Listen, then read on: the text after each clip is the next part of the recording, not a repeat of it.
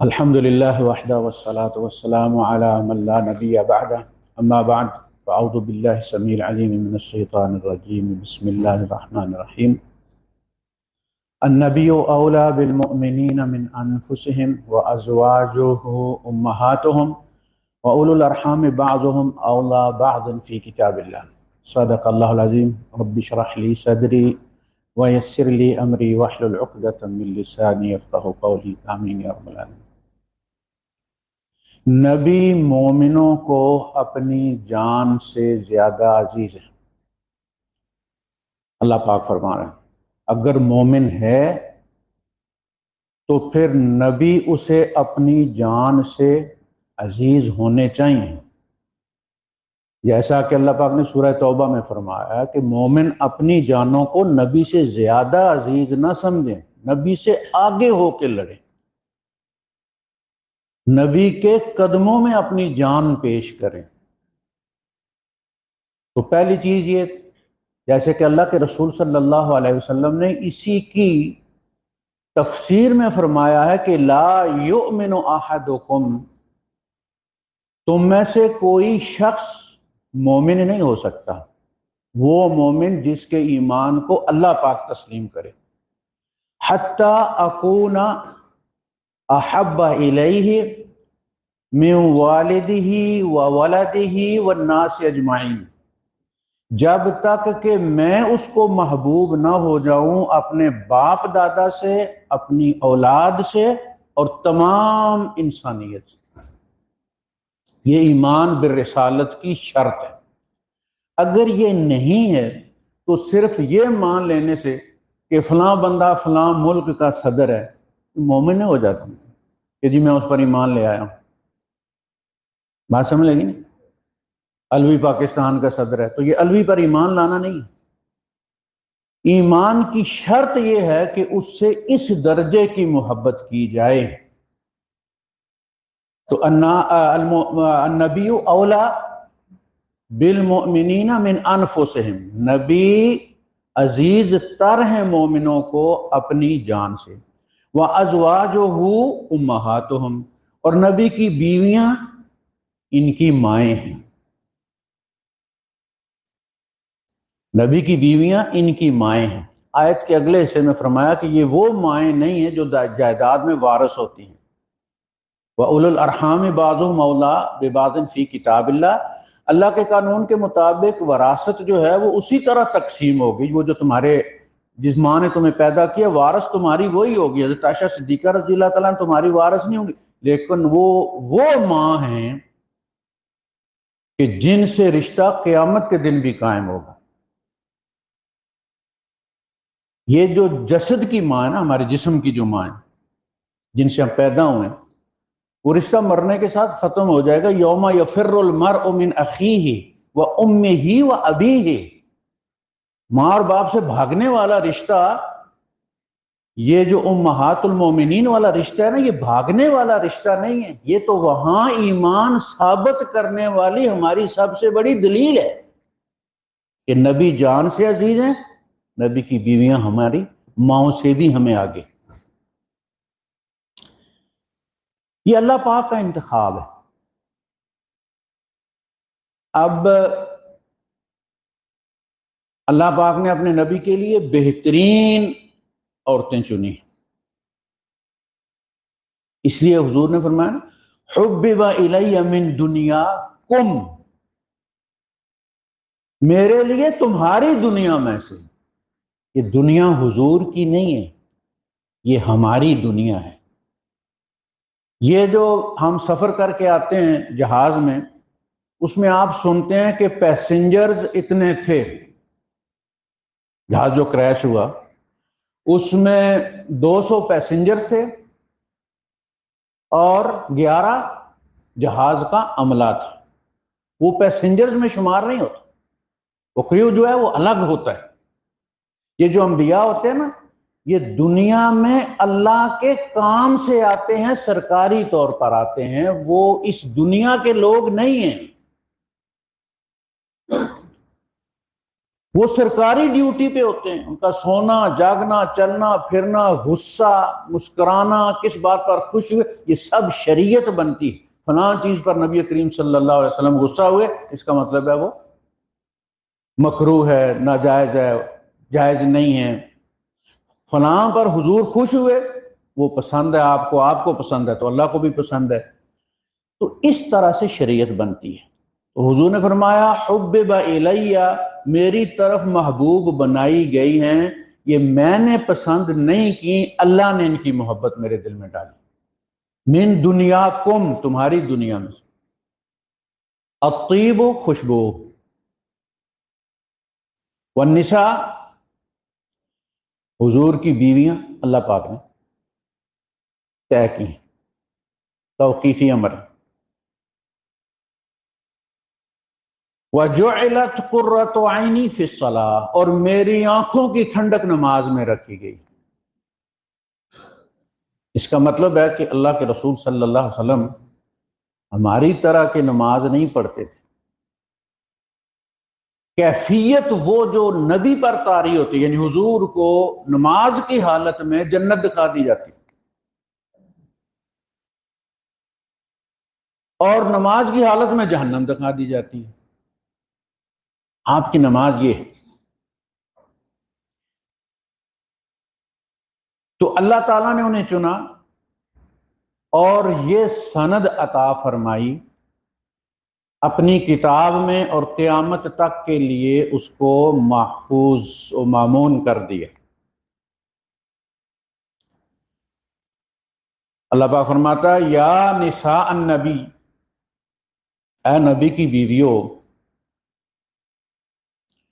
لستن کا احد من النساء، تم جیسی کوئی عورت نہیں۔ اندازہ کریں آپ،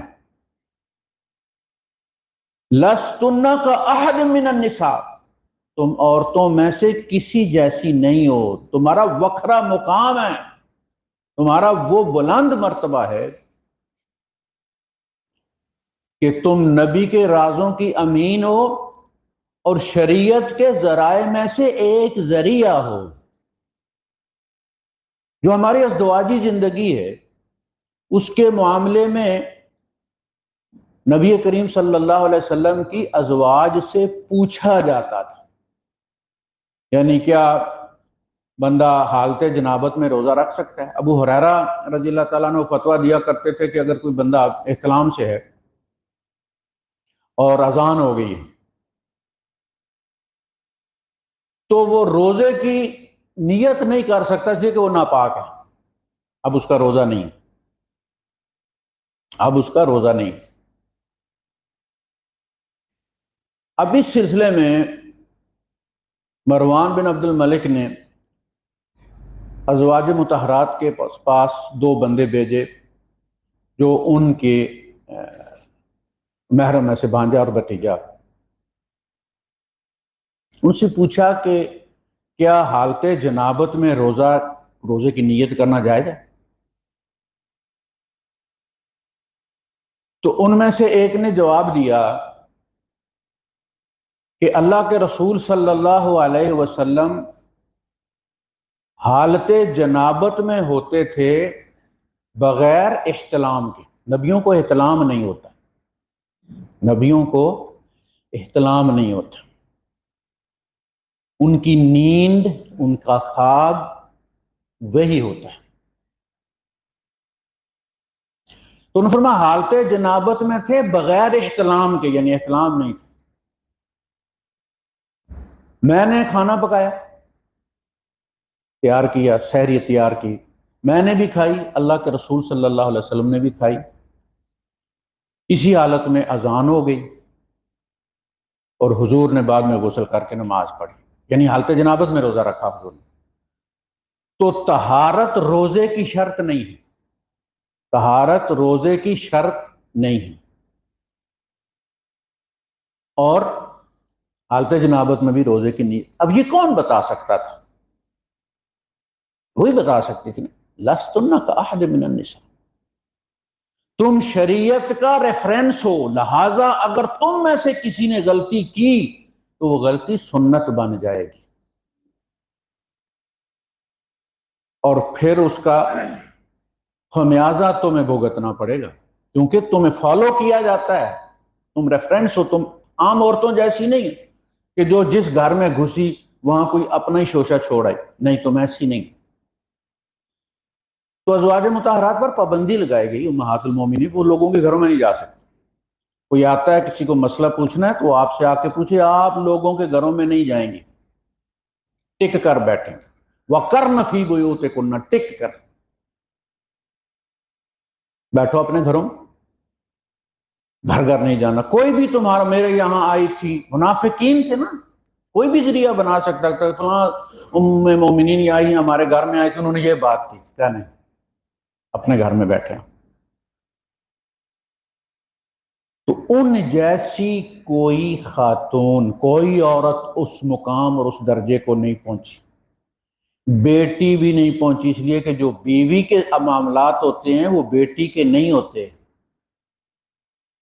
جو باتیں بیوی بتا سکتی ہے وہ بیٹی نہیں بتا سکتی۔